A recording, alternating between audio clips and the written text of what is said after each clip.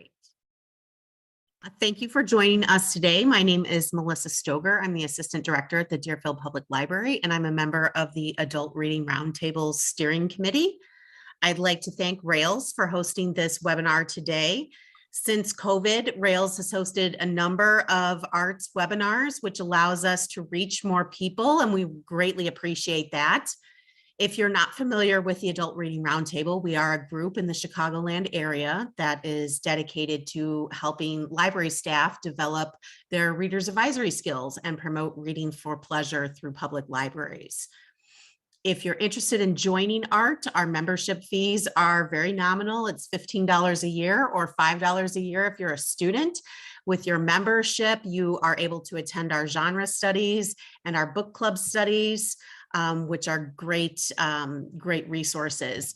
If you'd like more information or you'd like to sign up, you can go to ARRTreads, ARRT reads.org. So now I'm going to turn it over to Jez, who is another ARRT steering committee member, to introduce today's speaker. All right, thank you. So throughout this, we welcome you to use the chat for comments. Love to know where you're all from. If you can put your questions in the Q&A, that will help me be able to find them. So we'll do that at the end. And then just a little bit about our presenter today. Janice Del Negro is an educator, author, and professional storyteller whose career and research have made a considerable impact on youth services and library programming. She was the first director of the Center for Children's Books and is currently a professor at the School of Information Studies at Dominican University. She is an accomplished storyteller, performing at numerous festivals, including the National Storytelling Conference, and in 2016 was presented the National Storytelling Network Circle of Excellence Award. Janice has also written award-winning picture books as well as textbooks, including Engaging Teens with Story, How to Inspire and Educate Youth with Storytelling. In 2020, she was named an Illinois Library Luminary, an honor given by the Illinois Library Association to individuals who work significantly advanced library communities in Illinois. And today, she's going to talk to us about literacy as a political issue. Welcome. Thank you very much. I sound really good on paper. I want to share my screen with you.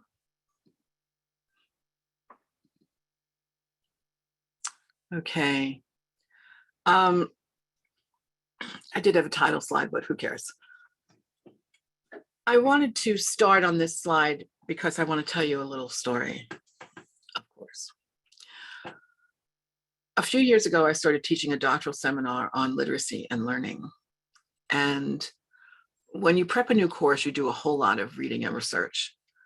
And so I went into this course the first time I taught it with a feeling that literacy was really a massively important issue that got overlooked on many levels. By the time I taught it the second time, I walked into the class and the first thing I said was literacy is the most important political issue that's facing us today. Because without it, you are unable to participate in the society in which you live. And so part of my research was looking at history, and I looked at some anti-literacy laws in the United States. Pre-Civil War, enslaved Africans were not allowed to learn to read, and there were incredibly harsh punishments if you were caught. These are just a few, but there were others about losing body parts and a variety of other incredibly unpleasant things. Post the Civil War, we have many states enacting restrictive voter laws to prevent citizens of color from voting. And most of these laws revolved around literacy tests. In your handout, there's actually a link to the literacy tests from Louisiana and Alabama, just to give you an idea of how impossible these tests really were. The Louisiana test has 30 questions. You have to answer them in 10 minutes. You cannot get anything wrong on the test. In 1965, we had legislation that made literacy tests of this type illegal. This is just to give you a notice here. We have, there is not really an amendment that guarantees the right to vote.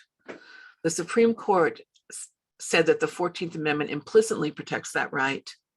The Fifth Amendment prohibits disenfranchisement on the basis of race, the 19th on the basis of sex, the 26th cannot be denied to individuals 18 and older. This, however, does not keep people from trying to control voters and control the people who are allowed to vote. And this is just since starting in 2021, and this was only a year and a half. So I don't know what the voting, what they would look like, the numbers would look like now. The inability to read and evaluate information means that you cannot participate fully in the society in which you live, that you are unable to engage with its resources, you are unable to engage with any support, you are unable to engage in your community. Challenges are not necessarily attacks on particular books, not only attacks on particular books, but it's an effort to deny access to information.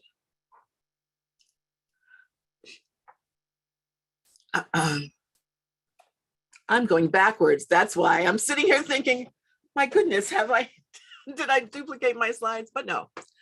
So here we have book challenges and First Amendment audits. So in 2022, 1,269 attempts to ban or restrict library materials, which is up a large percentage from previous years. Those of you who are not familiar with First Amendment audits, they didn't start just in libraries. Advocacy groups come into public spaces, local government offices, police departments, libraries, and film interactions with employees in an effort to provoke a confrontation, which they then put up on YouTube in order to prove that whoever they are auditing, whoever they are recording, have infringed on their First Amendment rights. On your handout, there's actually a link to a how to be a First Amendment auditor website that you might want to take a look at. So the First Amendment says Congress shall make no law, but it's not a blanket, amendment. Certain arenas that are considered public spaces have to abide by a very wide open free speech policy, but limited public forums, which is what a library actually is considered, can actually make their own, they can put restrictions on when people can video, whether they can video, who they can video, as a matter of policy, and put that into public policy. There are several libraries that have First Amendment audit policies, and they're on your list too. I just want to take a look at that. So when we talk about confrontation, de-escalation via library policy, this is a really idealistic idea, right? Patron conduct policies, collection development and selection policies, reconsideration forms, all that stuff. These are all absolutely crucial in order to have a smoothly running library. Policy is a good thing, right? All library employees should know the policies and procedures connected to challenges and reconsiderations, because that knowledge is power and enables them to cope with any confrontation they may have in during the workday. So policy is good, but never follow a rule off a cliff, you know. We're very interested in policy and we think people should follow policy, but the realistic thing is that people are not going to follow policy. A First Amendment auditor who comes into your space doesn't care about your policy. They don't care. Somebody who comes in to challenge a title, they don't care what your policy says. They're interested in having this confrontation. And so confrontation is exactly what you do not want to have. So we have challenges in 2022. This is a very large increase from previous years. The thing that is really incredibly interesting about this is that the majority of these titles that are being challenged are written by LGBTQ plus community or by authors of color. I used to tell classes that all they had to do was look at the top 10 challenge books in a year from the American Library Association, and they would be able to tell what was really making people nervous, because you could tell the increase from all of a sudden 8 out of 10 books were LGBTQ, right? Subsequently, 8 out of 10 books were by authors of color. It's a very interesting sort of thing to track.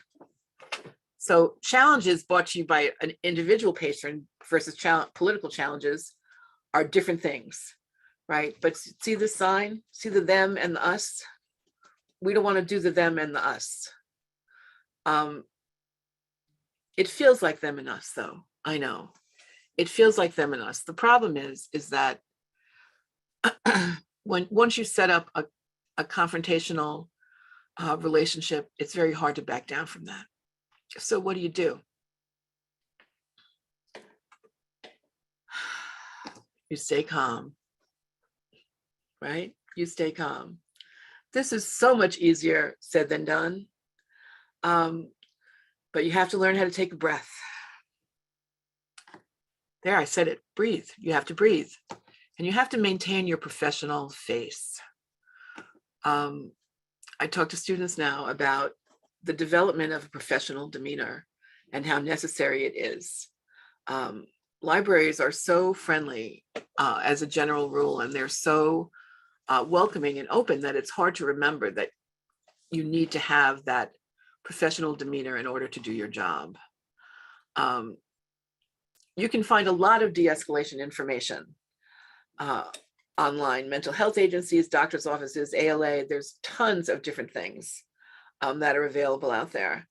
And so I found 2 that I wanted to show to you in terms of dealing with confrontations or challenges. This is LOWLINE. Isn't that an awful acronym? It's really a terrible acronym. So you listen, right? Can you tell me more about that? Please let me understand. Sort of that non-directive thing. A lot of people just want to be heard.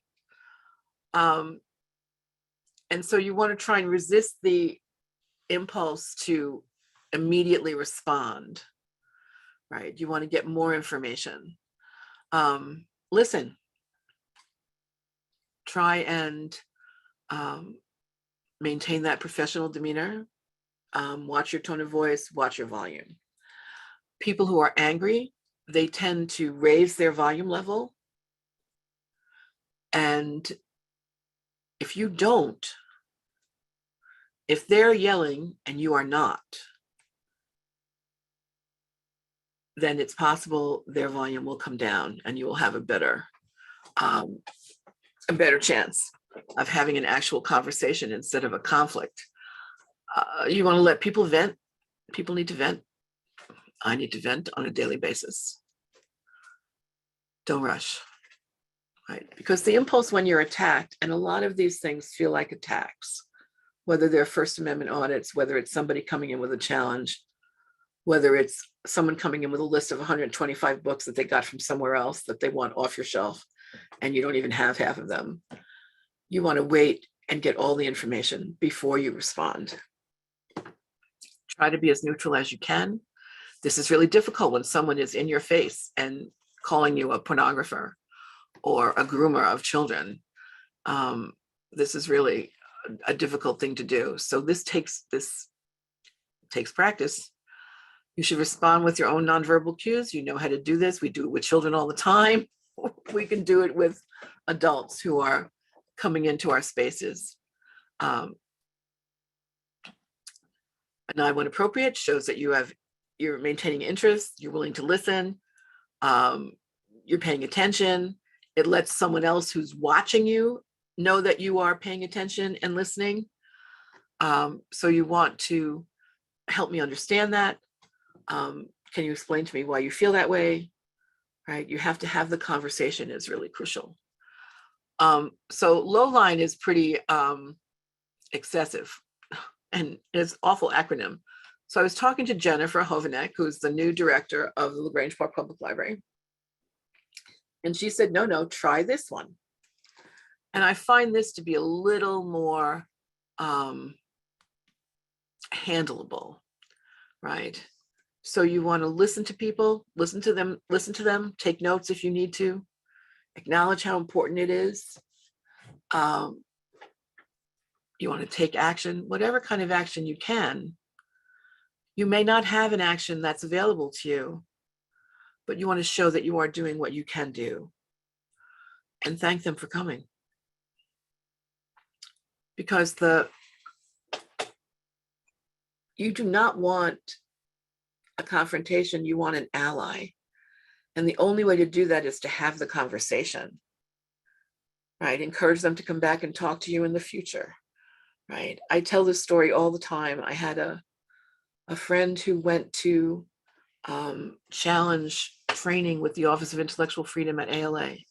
And she'd gone away for this whole weekend and had this sort of life-changing experience. And she gets into work on Monday morning, and at 9:02, a father comes chugging into the children's room, and he is just absolutely outraged. He's waving a book around in the air, and he says to her, "Do you know what my 11-year-old daughter asked me about?" And apparently there was a word referencing a sex act in the paperback, and she didn't know what it was. And so she went to her father and she asked him. And he was just livid. And my friend just sort of took a breath and said, "Aren't you lucky that your daughter thought she could come and talk to you about that?" And it sort of helped diffuse the situation. And she said, "Why don't we sit down and talk about the kinds of books you would like your child to read?"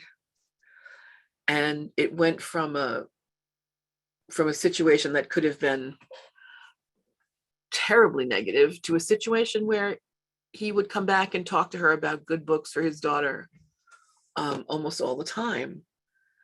She asked him, "What would you like your daughter to read? I will make you a list." Right? She's a librarian. That's what we do. We give people access to the material that they want. So the conversations are really critical. And don't we wish it was that easy? Don't we wish it was that easy? We just have to be polite and everything will be fine. Okay, we know that that's not quite accurate here. We have to be preternaturally polite. We cannot lose our composure. We cannot raise our voices.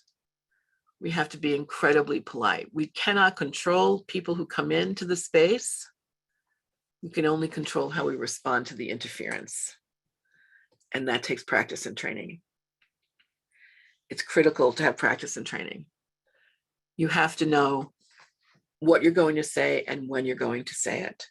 And everyone in the library has to be telling the same story every time.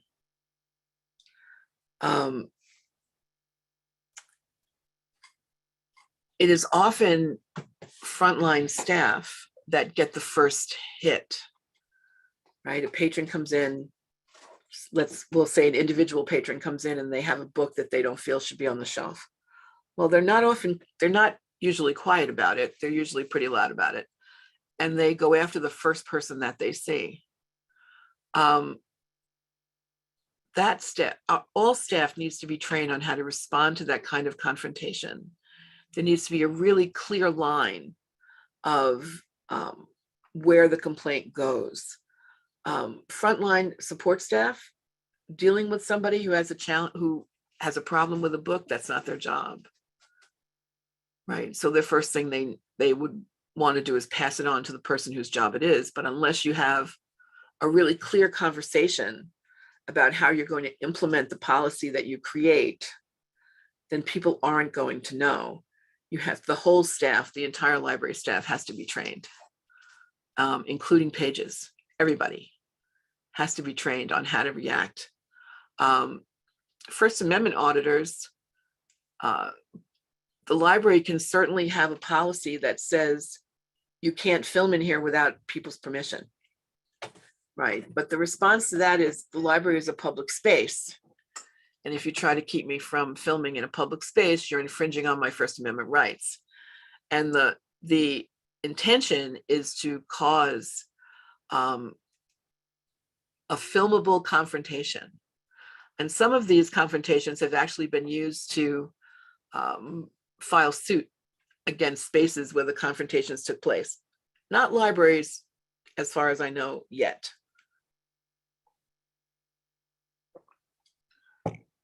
But police departments, for example, and offices of city government. So everybody needs to be trained. They can't film children, for example. It's something that some people aren't aware of. But even if the library has policy about filming in the library, as I said earlier, policy is good, but only if you follow it, right? So you have to practice.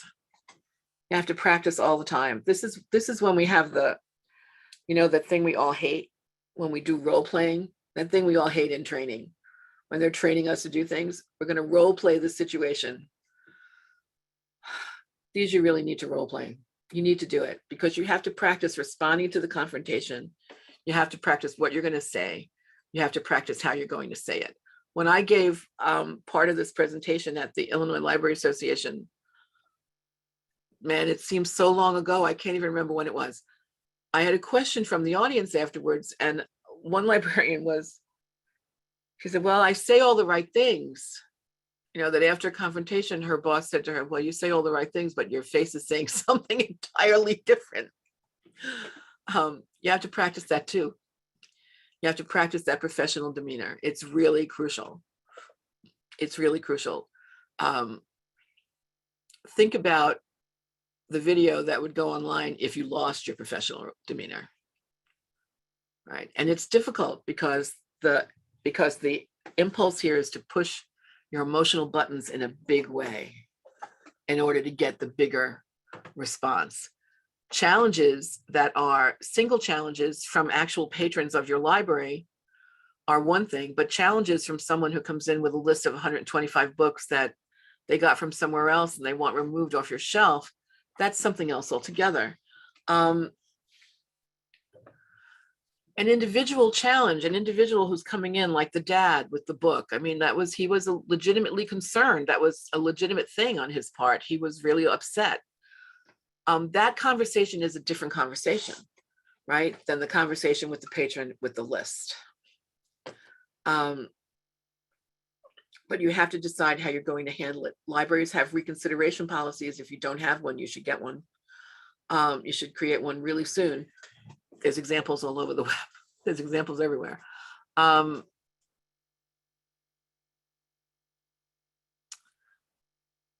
If you have a reconsideration policy that most reconsideration policies ask the question, have you read the entire book?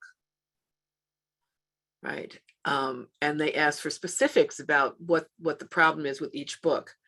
Telling people they can't object to 125 books, that they have to submit a request for reconsideration for each book may slow them down somewhat. But really, you don't want to get to the form if you can avoid it. Right? It's like my friend and her dad, and the dad who came into her library space. If you can avoid getting to the form, you should avoid it, because what you want is a conversation that will turn the person into an ally of both you and the library. So you have to know how to talk about what the library does and why the library does it, which is something else, again, that needs to go through the entire staff, right?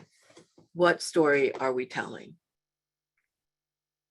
What story are we telling about the library? Response to challenges have to be consistent, and everyone has to be telling the same story. This is really a difficult time. Politics are fraught, communities are fraught with politics. Library board members are pushing to slant boards in one direction or the other. We have library directors who are trying to respond to a board of trustees, to library board members who perhaps are not as aware of what the library should be doing, what the library does as they should be. When we talk about intellectual freedom, we're actually talking about the bedrock of librarianship, really. Because intellectual freedom means that you have the right to access the information that you are seeking. If you cannot access that information, either through barriers to access that are actually physical in nature, or if you cannot access the information you require because you can't read it, even if you could access it, we are talking about a serious limits on individual freedom.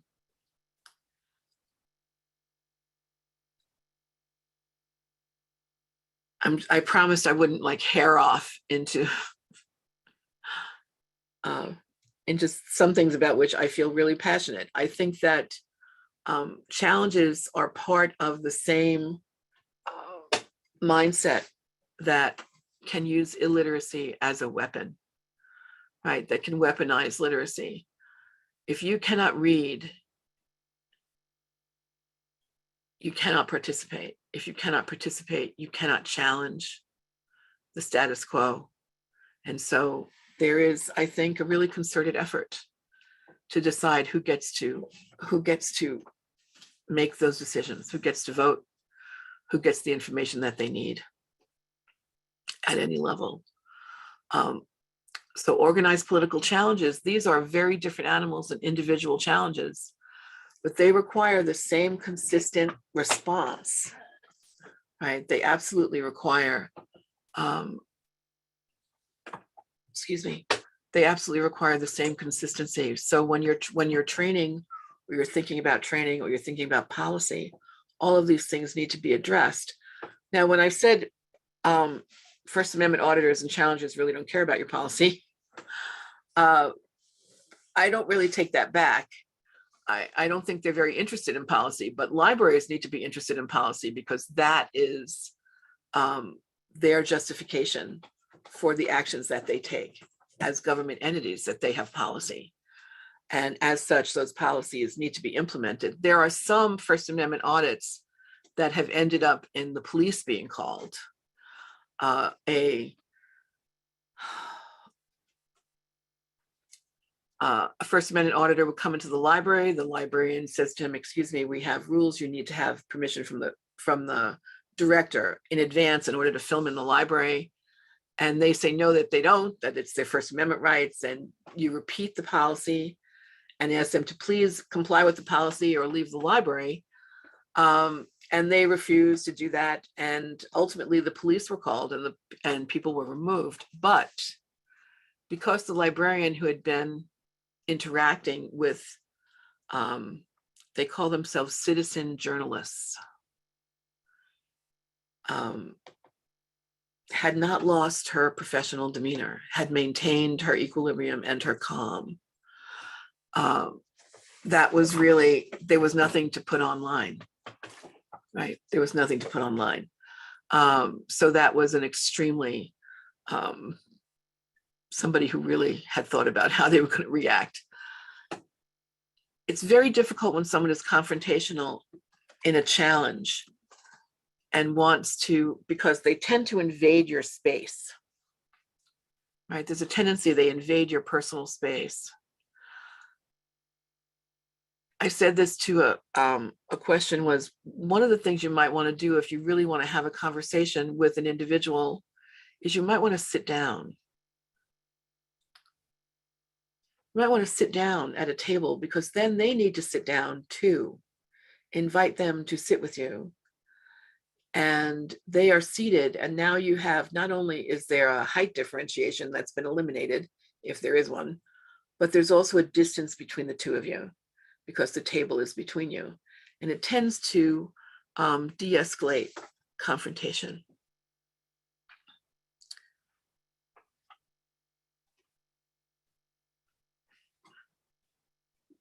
when we look at the legal rights of libraries as a limited public space, it's very fine to talk about the limited public space and how we have rules and regulations about that. But the reality is we're dealing with a whole lot of other issues.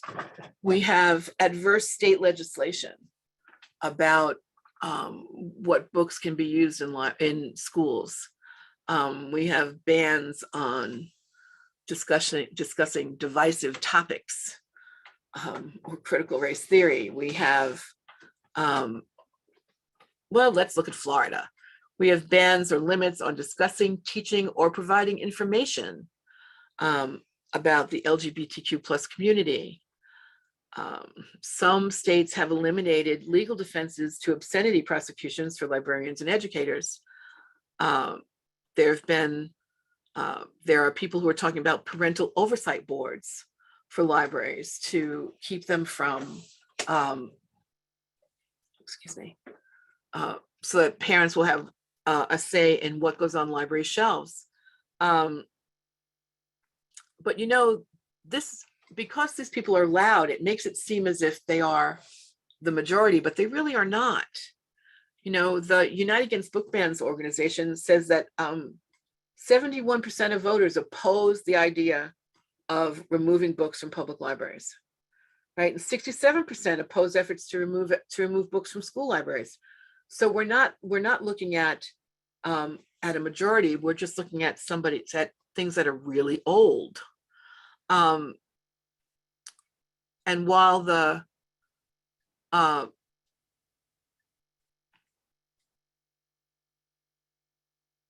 as a limited public forum, those reasonable time and place policies, well, it's really nice to have them, as I said, and we need to have them, and they can be posted in public spaces.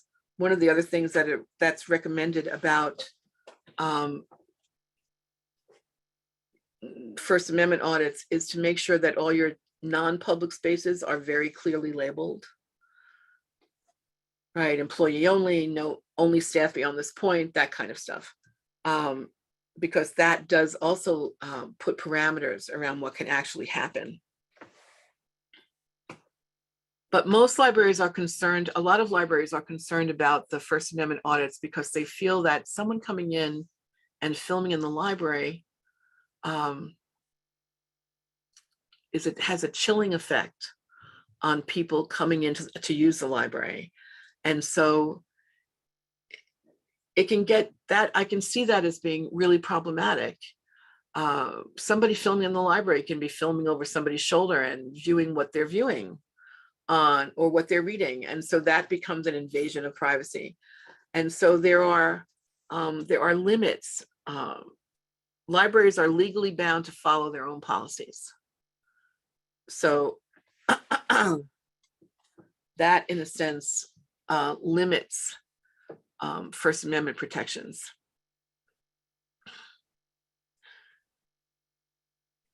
When we have people who say things are obscene or pornographic, to meet the material has to meet 3 parts of the obscenity law, of the legal tests to be found obscene. And most of the books that are being challenged here certainly do not meet that. There is an impulse toward control here. This is not a new impulse. This is an old impulse. We are looking at controlling what children access in particular. But that's been going on since the 19th century, trying to control what information children receive in order to control how they think about the world.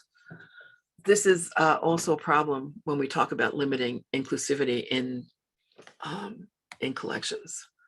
I'm trying to watch my time here. So talk really fast so I can get it all in before we're done. It helps to remember in libraries, if we're challenged in the library, that what we're doing is we're providing access. We're not defending content, although that becomes really, it's a very thin line. So because what someone who is challenging wants to do is talk to you about the content, right? And have you defend content that they find indefensible. It's why policy is a really good de-escalation tool. It gives you some place to stand when you're responding to a challenge. It has to be clear to everybody who gets to have the initial conversation with the patron. And so that has to be a really clearly defined process from the beginning to the end. There are libraries that sometimes say that if you're not in their library district, if you're not in their patron service area, that you can't challenge material in the library. If you're not a member of the library's community or immediate community, there needs to be more than one person who is involved in a consultation of this type, right? Who's involved in this confrontation. You should never do this by yourself. You should always bring someone else into the discussion. There should be a clear line and a clear policy all the way up to the board.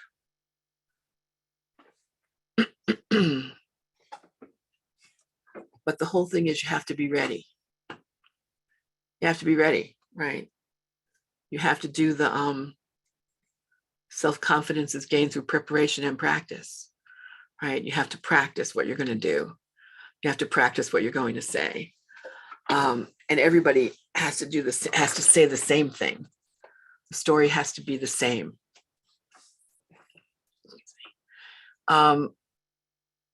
It is terrifying to look at literacy statistics in the United States. It is difficult to find where this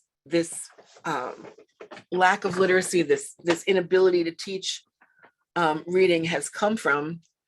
The fact that the policy about reading education has changed like every 10 years for the last 50 years might have something to do with it.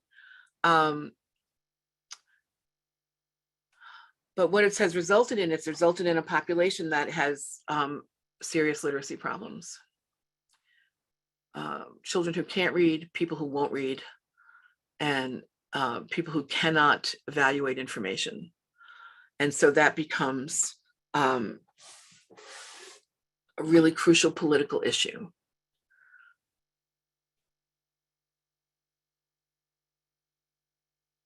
An ignorant population is easier to control.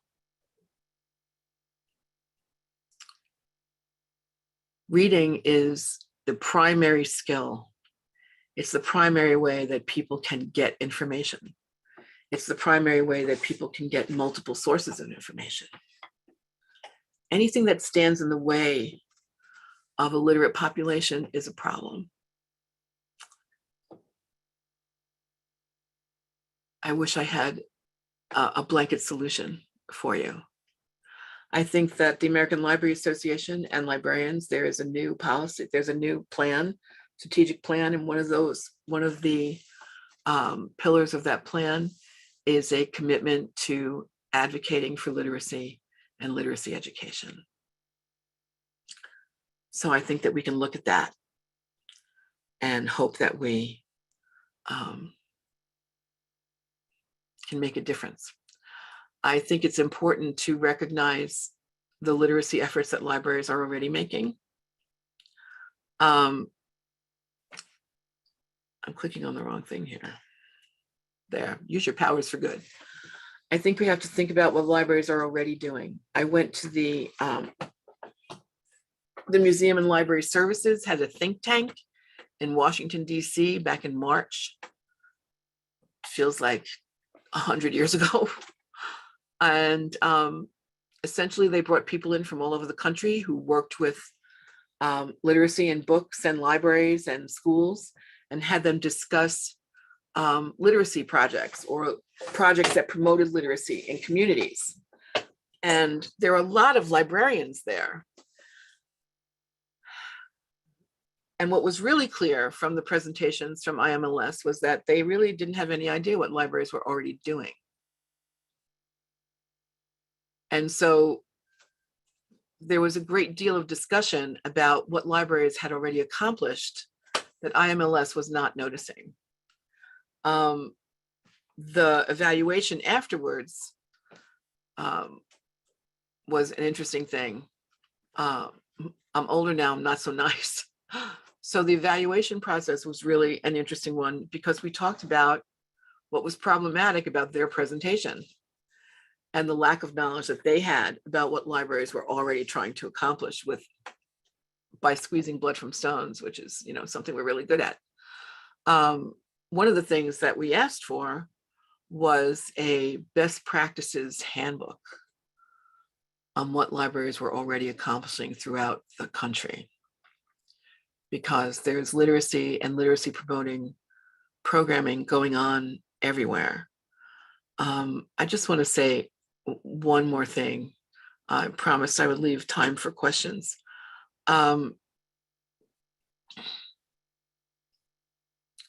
Once we lose them, once we lose young readers, once they hit grades 3 or 4 and they are not reading and they don't make the leap from vocabulary controlled material to more complex material, we have lost them. It is extraordinarily difficult. It's not impossible, but it's extraordinarily difficult to bring those non-readers up to speed. So think about how incredibly difficult it is when you have managed to reach adulthood and have used every coping mechanism you can in order to get through your world without actually reading or having to read, what it means at that point to try and learn to read as an adult. It's very difficult. But I think that libraries are the positive place that promotes literacy in a way that doesn't shame the seeker, right? Because seekers after information, that's what we do here. So use your powers for good, fight the good fight.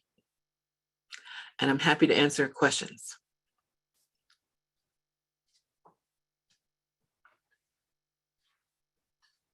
What do we have? Stopping sharing. Right. Oh my God, look at all this stuff in Question. the chat. You can add it to the Q&A or the chat. Look at all that stuff in the chat. Yeah, so far we have comments and people sharing some stories that have happened at their library. So while folks are thinking of questions, I can read off a couple of those. Okay, great. Let's see. So it says, at Quincy, we recently had someone call demanding that we create a list for him of all of our LGBT materials in the YA and children's areas. He was directed to our online catalog, but he tried to cite the Freedom of Information Act.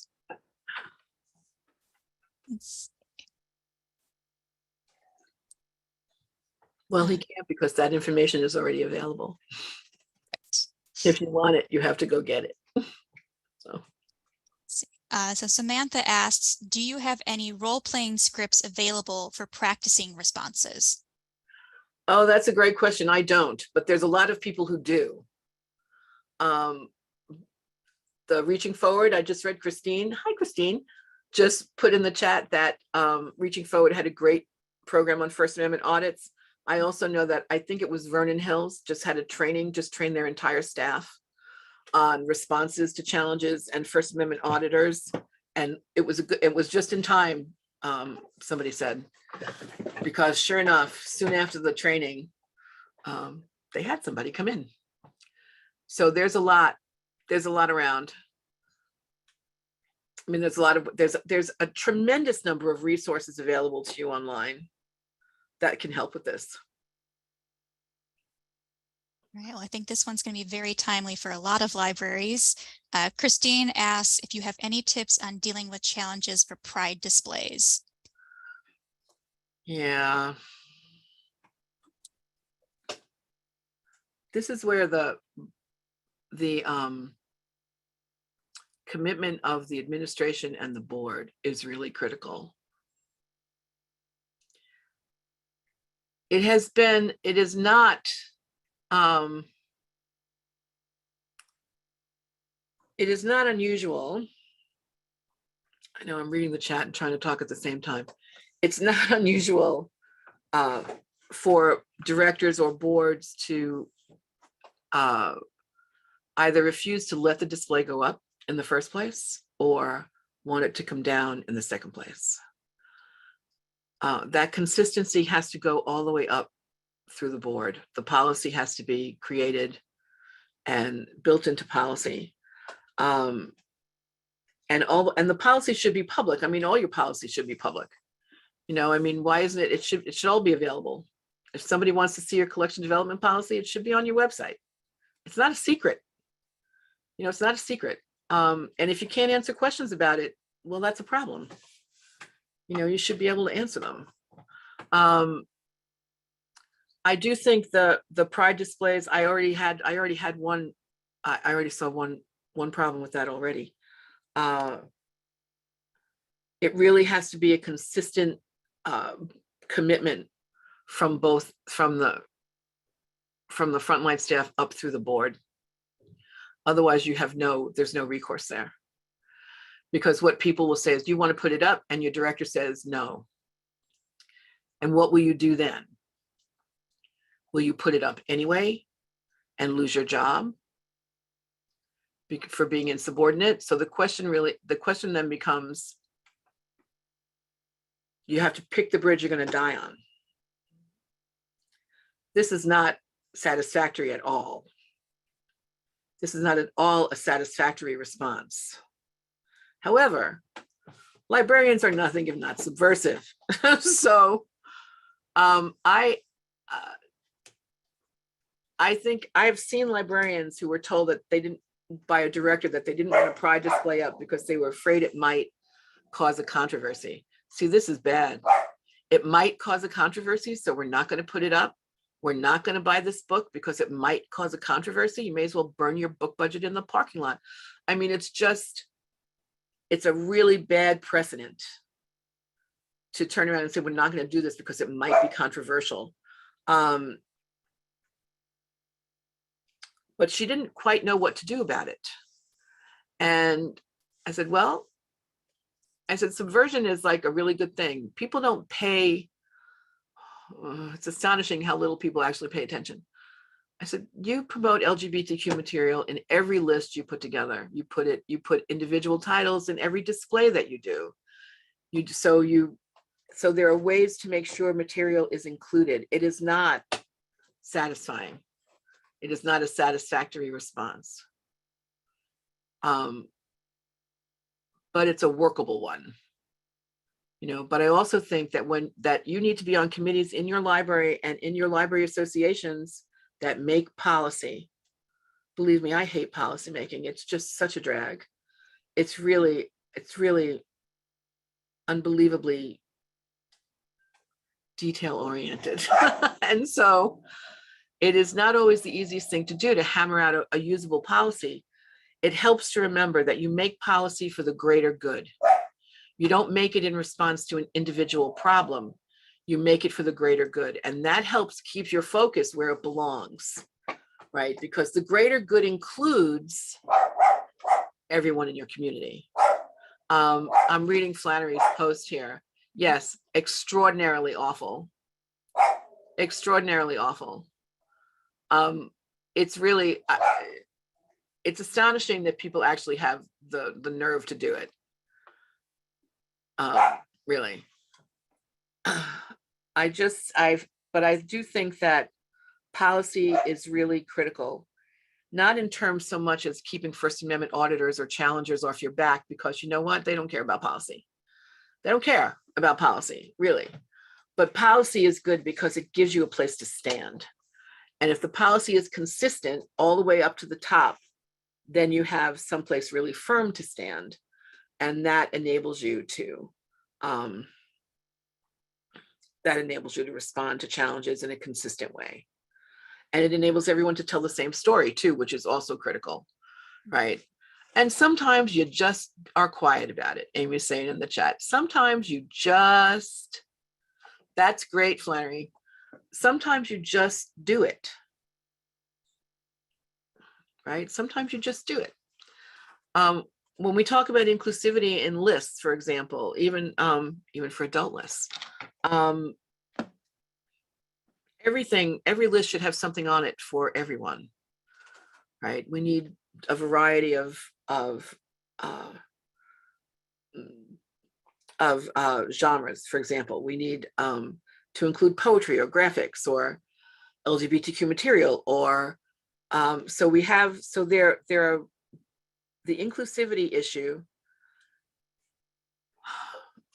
You're either inclusive in your programming and your collections, or you are not.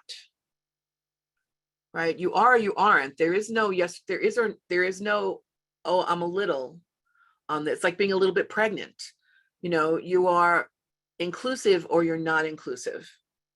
And that decision has to be made, and it has to be made in policy. I love the fact that we have a checklist, talking points for staff. I think that's great. And that's the kind of thing that people should be sharing with each other, right? There are a couple of, oh shucks, Geneva has an audit policy, for example, a First Amendment audit policy. Somebody else has a First Amendment audit policy, it's on the list. But I think that the fact that you can be calm is what's really crucial here. There are all kinds of people who live in this community. There you go. Can I help you find something else? And that becomes the offer, right? Oh, I'm so sorry you don't like this. Put it over there. What is it you would like to have? Can I help you find something? You know, it's a distraction, obviously, but a helpful one. But it's a helpful one. I do think that libraries have been talking about the inclusivity issue and literacy issues for 100 years.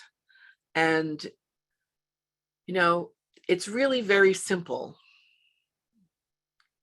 It's not really as difficult as everybody thinks. It is either you have an inclusive library with an inclusive collection and inclusive programming, or you don't have that.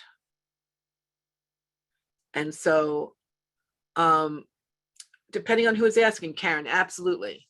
It's really problematic. I mean, I'm a big fan. I'm a big metadata fan. You know, I like, you know, put 15 tags on this so that everybody can find it if they need it. Yeah, and that's a question that has to be answered too. How are you going to do that? Right. Of course, I could just say something really nasty about patron searching, but I'm not going to. But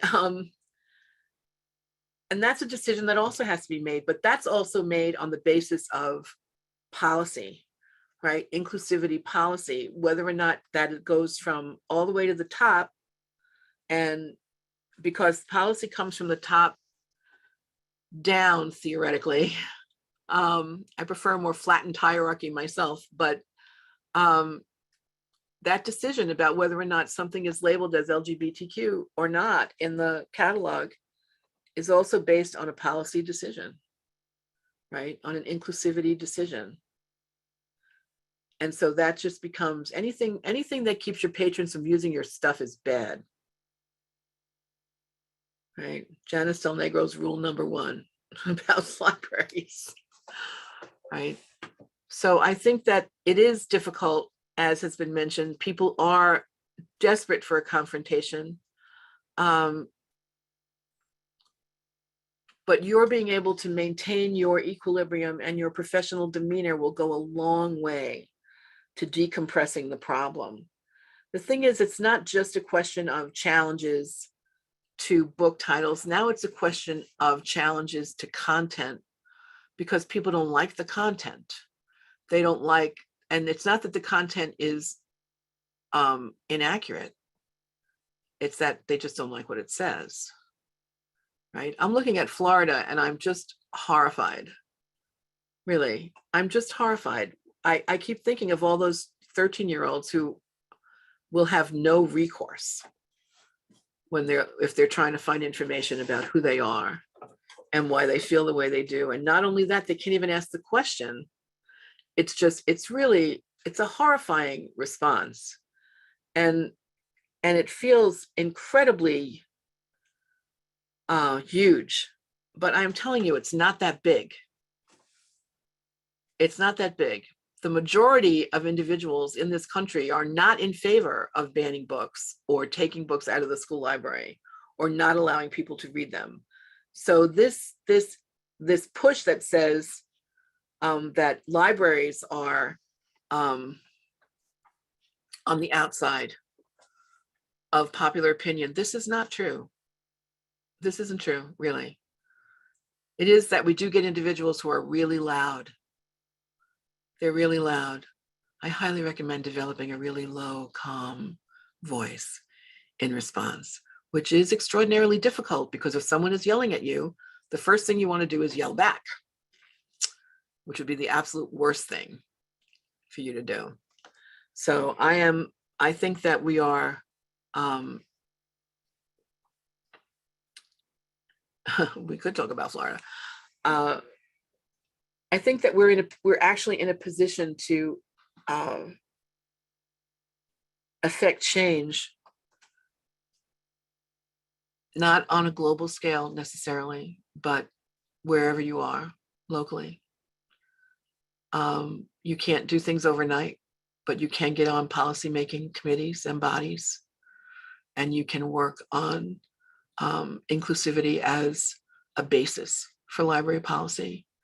That becomes once you start teasing out the threads, it's astonishing how important that becomes and how much it affects every decision that you make.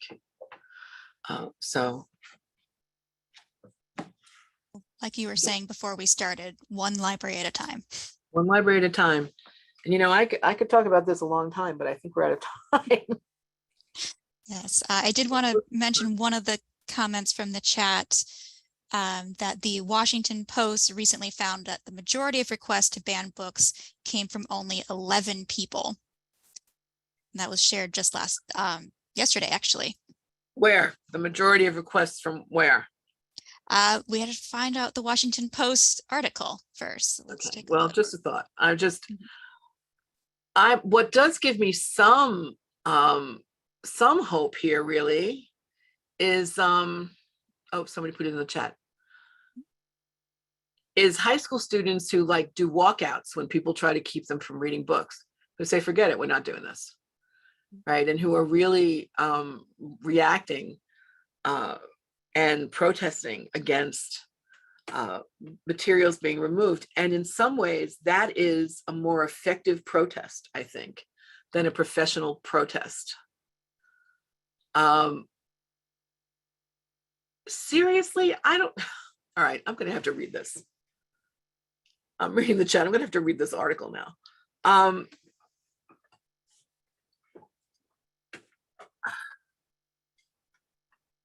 Amazing.